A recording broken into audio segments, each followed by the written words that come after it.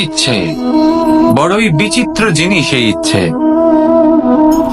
যদি তা পূর্ণ না হয় তাহলে তা ক্রোধকে জন্ম দেয়, যদি তা পূর্ণ হয় তাহলে লোভকে জন্ম দেয়, যদি সময়ের মধ্যে পূর্ণ না হয় তাহলে শোককে জন্ম দেয়, আর যদি সময়ের পূর্বেই পূর্ণ হয়ে যায় তাহলে অহংকারকে জন্ম দেয়।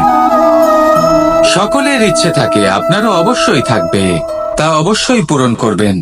কিন্তু একটা কথা মনে রাখবেন, আপনার এই জীবন এটা কোনোভাবেই আপনার ইচ্ছে পূরণ করার মাধ্যম নয়।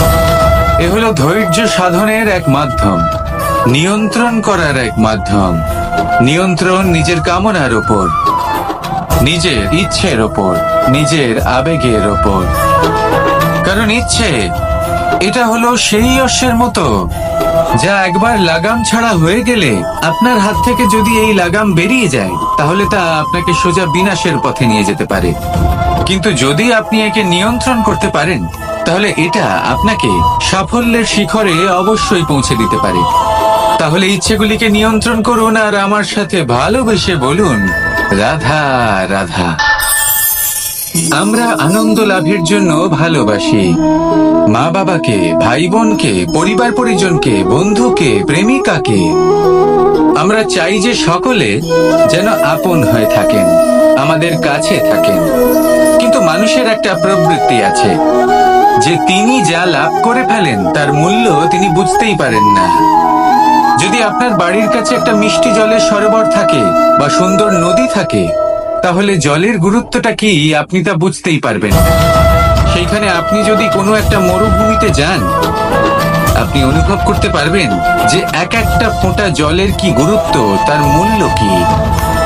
সুখের মুহূর্তে যদি আপনজনদের মনে রাখেন তবে দুঃখের মুহূর্ত নিজে থেকেই দূরে সরে যাবে। ভালোবাসা এবং তার সাথে স্মরণ করা, এটাই তো হলো জীবনের এবং ভালোবাসার আসল মূল্য। আসুন আর আমার সাথে ভালোবেসে বলুন, রাধা রাধা। ধন মানুষের জীবনের সব থেকে বড় প্রয়োজনীয়তা, সেই অস্ত্র যার দ্বারা মানুষের জীবনের অনেক সংকট দূর করে দেওয়া যেতে পারে, সেই মাধ্যম যার দ্বারা সংসারের সমস্ত জাগতিক সুখ স্বাচ্ছন্দ্য লাভ করা যেতে পারে। কিন্তু ধনের দ্বারা আমরা সবকিছু লাভ করতে পারি না। জাগতিক স্বাচ্ছন্দ্য আমরা লাভ করতে পারি কিন্তু সুখ লাভ করতে পারবো না। সুখের উপকরণ আমরা লাভ করতে পারি কিন্তু সুখের অনুভূতি লাভ করতে পারবো না। আনন্দ, সন্তোষ, প্রসন্নতা এগুলো ধন দ্বারা লাভ করা যায় না।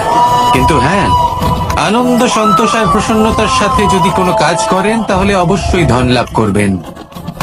তাহলে আসুন আর এই প্রসন্নতার সাথে বলুন, রাধা রাধা। মানুষ শুধুমাত্র দুই ধরনের ব্যক্তির সামনেই নত হন। একজন হলেন তিনি যাকে তিনি সম্মান করেন, আর আরেকজন যাকে তিনি ভয় পান। এবার কোনো ব্যক্তি যদি আপনার সামনে নত হন তাহলে তার পেছনের কারণ কি? আপনার প্রতি সম্মান নাকি আপনার প্রতি ভয়? সেটা আপনাকেই বুঝতে হবে। যদি আপনি এমন মনে করেন যে তাতে কি যায় আসে, ভয় হোক বা সম্মান, কেউ আমার সামনে নত তো হচ্ছেন, যদি এটা আপনার চিন্তা ভাবনা হয় তাহলে আপনাকে মনে করিয়ে দিই, এই সময় বদলাতে বেশি সময় লাগে না। আজ যে ব্যক্তি আপনাকে দেখে ভয় পাচ্ছে, কাল এই ভয়ের সমাপ্তিও ঘটতে পারে। আবার এমনও হতে পারে যে তার কাছে অত্যাধিক শক্তি চলে এলো, অনেক কিছুই হতে পারে। তাই মনে রাখবেন, যে মাথা ভয়ের কারণে নত হয় তার সময় এলে সবার আগে বিরোধিতা করতে পারে, আর যে মাথা সম্মানের কারণে নত হয় আপনার জন্য নিজের শিরচ্ছেদও সে করতে পারে। তাই সকলকে আপন করে নিন, কিন্তু ভয় প্রয়োগ করে নয়। কর্ম করুন এবং সম্মান অর্জন করুন। শুধু এটাই করুন আর আমার সাথে ভালোবেসে বলুন, রাধা রাধা। আমাদের জীবনে গুরুজনেরা, জ্ঞানী মানুষজন সবসময় একটা কথা বলেন, ধৈর্য ধরো। শুধুমাত্র দুটো শব্দ, কিন্তু কতটা বিশাল সেটা বোঝার চেষ্টা করুন। ছোট একটা অস্ত্র হাতে নিন এবং একটা বিশাল পর্বতে নিরন্তর প্রহার করতে থাকুন। ধৈর্য ধরে সেই কাজ করতে থাকুন। এমন একদিন আসবে এই বিশাল পর্বতে আপনি একটা পথ তৈরি করবেন। কোনো ধনুর্ধর যখন নিজের বিদ্যা অর্জন করেন তখন তাকেও ধৈর্য ধরতে হয়, তার নিজেকে সময় দিতে হয়, তবেই সে ধনুর্বিদ্যা শিখতে পারে। সেইভাবে আমাদের জীবনেও ধৈর্য ধরার খুব প্রয়োজন। পরিবারে ধৈর্য রাখতে পারলে তাহলে আস্তে আস্তে দেখবেন প্রেম বৃদ্ধি পাচ্ছে। সমাজে যদি ধৈর্য রাখতে পারেন তাহলে আস্তে আস্তে এই সমাজ আপনাকে সম্মান করবে। যদি নিজের জীবনে ধৈর্য রাখতে পারেন তাহলে নিজে থেকেই আত্মবিশ্বাস বাড়বে, নিজের বিকাশ হবে। জীবনে সবই সম্ভব যদি ধৈর্য রাখতে পারেন। হয়তো আস্তে আস্তে হবে, কিন্তু হবে অবশ্যই। শুধু ধৈর্য রাখুন, কারণ ধৈর্যই সব থেকে বড় পুঁজি। আসুন আর আমার সাথে ভালোবেসে বলুন রাধা রাধা। কোন এক সময়ের ঘটনা এটা। মা এবং বাবা হাটে গিয়েছিলেন, তখন আমি আর দাদা গিয়েছিলাম গরু চড়াতে। আমরা বাড়ি ফিরে এলাম, আর মা সেই সময় একটা কাজ করতেন। যখনই হাটে যেতেন দরজা তালা বন্ধ করে যেতেন। উনি খুব ভালো করে জানতেন যে যদি ওনার এই মাখন চোর সঠিক সময় পৌঁছে যায় তাহলে এক ফোঁটাও মাখন আর অবশিষ্ট থাকবে না। এবার ঘটনা কিছুটা এরকম হলো যে মা আর বাবা মাঝে মাঝে হাটে যেতেন, তাই মাঝে মাঝেই দরজা তালা বন্ধ করতে হতো। যখন মা আর বাবা ফিরে এলেন তখন বাবা ভুলে গিয়েছিলেন যে এই চাবির গোছা থেকে ঠিক কোন চাবিটা দরজার তালা খোলার জন্য উপযোগী। উনি চেষ্টা করতে শুরু করে দিলেন। একটার পর একটা চাবি দিয়ে উনি চেষ্টা করতে থাকলেন, কিন্তু সেই দরজার তালা তো খুলতেই চাইছিল না। ওনার মাথা থেকে ঘাম পড়তে শুরু করলো। তখন মা বললেন যে তালা ভেঙে দেওয়া যাক। মা চলে গেলেন, আর বাবা বললেন না না দাঁড়াও, আর কিছু চাবি বাকি আছে, এটা হয়তো খুলতে পারবো। মা হাতুড়ি নিয়ে চলে এলেন সেই তালা ভাঙার জন্য, আর তখনই বাবা শেষ চাবিটা প্রয়োগ করলেন আর দরজার তালা খুলে গেল। যদি উনি চেষ্টা না করতেন তাহলে এই তালাটাও ভেঙে যেত আর চাবিটাও নষ্ট হয়ে যেত, ঠিক কিনা? এবার এই ঘটনাটা আমি দেখেছিলাম, আর আমার মনে হলো যে কখনো কখনো এই চাবির গোছার মধ্যে থেকে শেষ চাবিটাও কিন্তু জীবনের দরজা খুলে দিতে পারে। সেজন্য আপনি যদি জীবনে সাফল্য লাভ করতে চেষ্টা করেন, নিজের লক্ষ্যে পৌঁছতে চান, তাহলে হার মানবেন না। হয়তো দেখবেন আপনার পরবর্তী প্রচেষ্টা বা এই অন্তিম প্রচেষ্টা আপনাকে সাফল্যের পথে নিয়ে গেল। তাই নিরন্তর প্রচেষ্টা করতে থাকুন, জীবনে সাফল্য লাভ করুন, আর আমার সাথে ভালোবেসে বলুন রাধা রাধা। কোকিলের ডাক শুনে আমার মন প্রফুল্ল হয়ে ওঠে। কোকিল হলো আমার অত্যন্ত প্রিয়। এরকমই আরো একটা পাখি আছে, কাক। একদিকে কাক, অন্যদিকে কোকিল। এদের মধ্যে বেশি পার্থক্য নেই, কিন্তু কোকিলের কণ্ঠ শুনে সবার মন প্রফুল্ল হয়ে ওঠে। কোকিল যখন সামনে আসে তখন মন শান্ত হয়ে যায়, যখন কাক সামনে আসে তখন মানুষ দূরে পালিয়ে যায়। এমন কেন হয়? কারণ হলো বাণী। কোকিলের বাণী অত্যন্ত মিষ্টি, অত্যন্ত মধুর। সেখানেই কাকের বাণী অত্যন্ত কর্কশ শোনায়, আর কর্কশ বাণী শোনা কেউ পছন্দ করেন না। আপনি নিজেকে জিজ্ঞেস করুন, কোন ব্যক্তি আপনার সাথে কথা বললে তার বাণী মধুর হলে আপনার ভালো লাগে, আর যদি কর্কশ হয় তার থেকে দূরে চলে যেতে ইচ্ছে করে। তাই নিজের বাণীও এইভাবেই মধুর রাখুন, মিষ্টি রাখুন। এ আমারও খুব প্রিয়। আর এটা তখন হয় যখন মনে প্রেম থাকে। মনের মধ্যে প্রেম জাগ্রত করুন, বাণী নিজে থেকেই মধুর হয়ে যাবে। আর কৃষ্ণ নিজে থেকে আপনার কাছে আসবে আর আপনার সাথে বলবে কি রাধা রাধা। যখন সূর্যের অত্যাধিক তাপের কারণে এই ধরিত্রী শুষ্ক হয়ে যায়, তখন প্রতিবিম্ব আমরা এইভাবে দেখতে পাই। আমরা কোথাও দূরে তাকালে আমাদের মনে হয় সেখানে জল রয়েছে। আমরা যখনই কাছে গিয়ে দেখি তখন দেখি যে সেখানে জলই নেই। তারপর যেই আমরা পেছনে ফিরে তাকাই আমরা দেখি যেখান থেকে আমরা এসেছি সেখানে জল পড়ে রয়েছে। এবার এই যে মরুতৃষ্ণা, তা কিন্তু শুধুই ভূমিতে নয়, আমাদের ভাবনা চিন্তার সাথেও এটাই হয়ে থাকে, অনেক সময় হয়ে থাকে। যে ব্যক্তি জল লাভ করার আশায় বসে থাকে সে কখনোই জল লাভ করতে পারে না, কিন্তু যে ব্যক্তি জল লাভ করার আশায় নিরন্তর পরিশ্রম করতে থাকে, ঘাম ঝরায়, সেই ব্যক্তি কোনো মরুভূমিতেও জল লাভ অবশ্যই করে। জীবনে যদি আমরা বড় কিছু লাভ করতে চাই তাহলে নিরন্তর পরিশ্রম করতেই হবে। পরিশ্রমের এই মনোভাব অত্যন্ত গুরুত্বপূর্ণ। এই মনোভাব আর দৃষ্টিভঙ্গি এ হলো অন্তরের গুণ। রূপ এবং প্রসাধন এগুলি হলো বাহ্যিক আবরণ। যে ব্যক্তি রূপের কারণে আপনাকে ভালোবাসে তা প্রকৃত ভালোবাসা নয়, কিন্তু যে ব্যক্তি আপনার আবেগ এবং মানসিকতার জন্য আপনাকে ভালোবাসে তাই হলো প্রকৃত ভালোবাসা। তাহলে এই কথাটা মনে রাখুন আর আমার সাথে ভালোবেসে বলুন, রাধা রাধা। আমার অনেকগুলো নাম আছে আর তাদের মধ্যে একটি হলো যুদ্ধ বিমুখ। এই কথা আপনারা সবাই জানেন। দাদাও আমাকে বলেছেন যে তুমি এরকম কিভাবে যুদ্ধক্ষেত্র থেকে মুখ ঘুরিয়ে পালাতে পারো কানাই। দেখুন, যেটা সময়ের দাবি ছিল আমি সেটাই করেছি। যদি আমি রণভূমি ত্যাগ করে না পালাতাম তাহলে কে জানে কত সৈনিক নিজেদের প্রাণ হারাতেন, কে জানে কতগুলি পরিবার নিজেদের বাঁচার আশা হারাতেন, কে বলতে পারে হয়তো কত প্রাণী এই সংসার ত্যাগ করতেন। আর তাই কখনো কখনো যুদ্ধ বিমুখ হওয়াই শ্রেয়। কখনো জীবনের ক্ষেত্রেও এটা প্রযোজ্য। যদি দূরে চলে গেলে আপনার সম্ভাবনা বৃদ্ধি পায় তাহলে দূরে চলে যান। দূরে চলে যান সেই সকল ব্যক্তিদের থেকে যারা কথায় কথায় আপনাকে অপমান করেন, আপনার নিন্দা করেন, আপনাকে বাধা দেওয়ার চেষ্টা করেন, আপনাকে ছোট করেন। কারণ তাদের সাথে থেকে, সেই সকল ব্যক্তিদের সাথে থাকলে যারা আপনার মূল্য বোঝেন না, আপনি নিজের আত্মসম্মান, নিজের আত্মবিশ্বাস, নিজের ব্যক্তিত্বকে নত করে ফেলবেন। দূরে চলে যান সেই সকল সংঘর্ষ থেকে, সেই সকল পরিস্থিতি থেকে যাদের সম্মুখীন হয়ে আপনি কোনো পরিণামেই পৌঁছতে পারবেন না।